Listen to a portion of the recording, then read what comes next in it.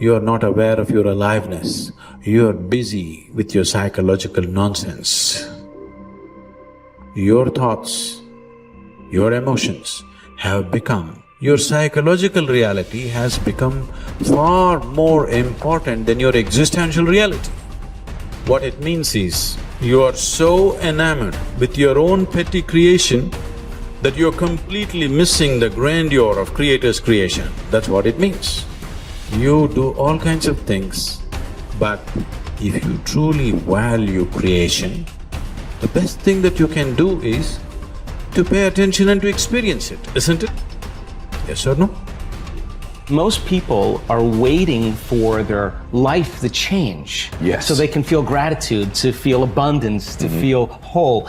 You know, that's the old model of cause and effect, you know. So if you're living with emptiness, you're living with lack, you're living with pain, most people have been conditioned that something out there has to take away this emptiness or feeling inside of them. But if you believe that you're creating your life and you're living by lack, well, lack isn't going to create abundance, right? So then it makes sense then that you don't really actually create wealth, you generate wealth, you generate abundance. So the moment you start teaching your body emotionally what that future is going to feel like before it's made manifest, well, your body, as the unconscious mind, believes it's living in that future in the present moment.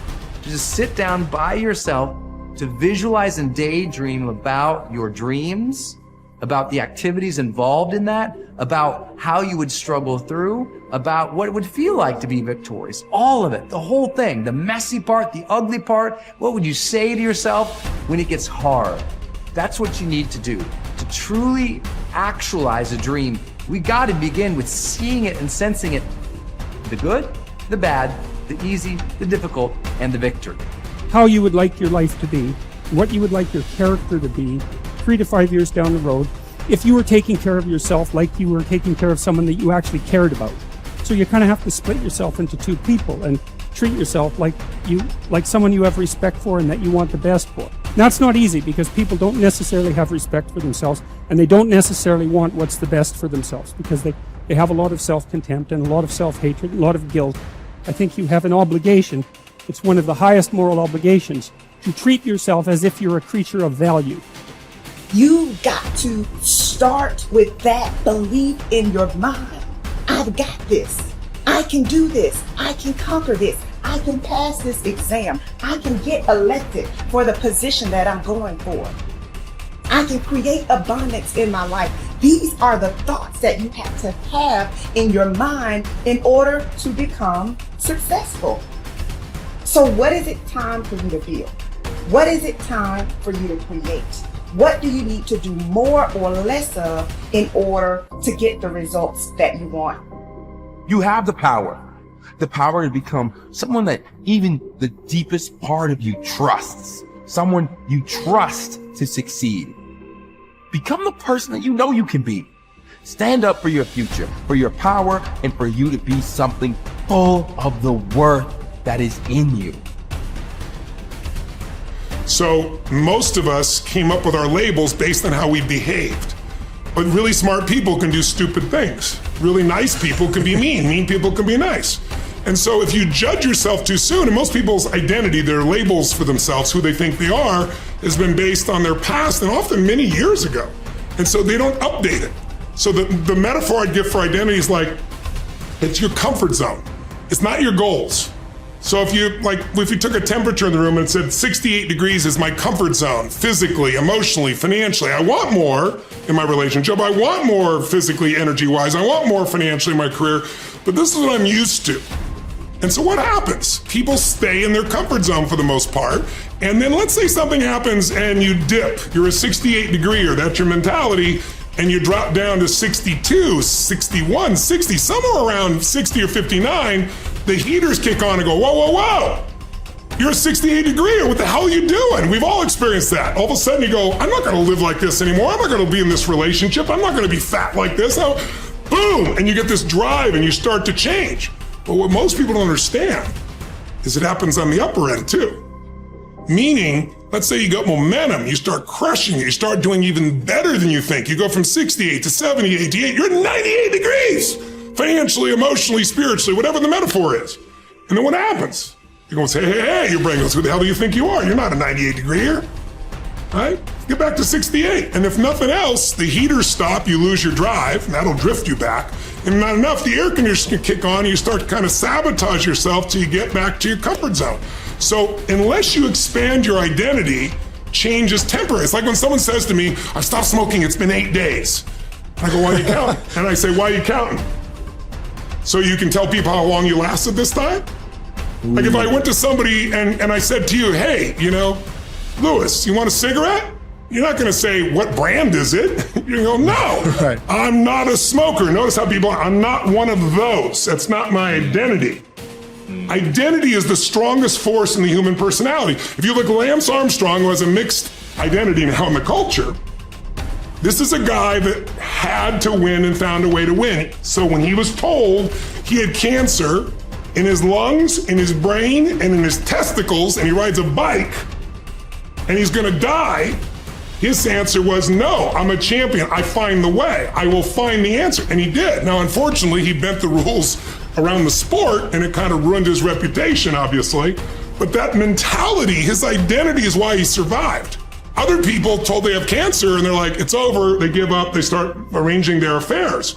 And so that psychological difference is the number one thing I work with people on, because unless you expand your identity, you're going to basically keep where you are. You might improve a little or not. You might go up and down a bit, but you're going to stay within a realm.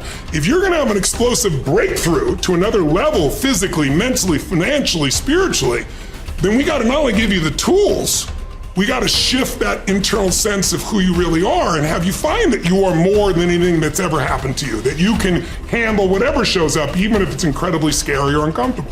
Personal responsibility is true and wildly optimistic.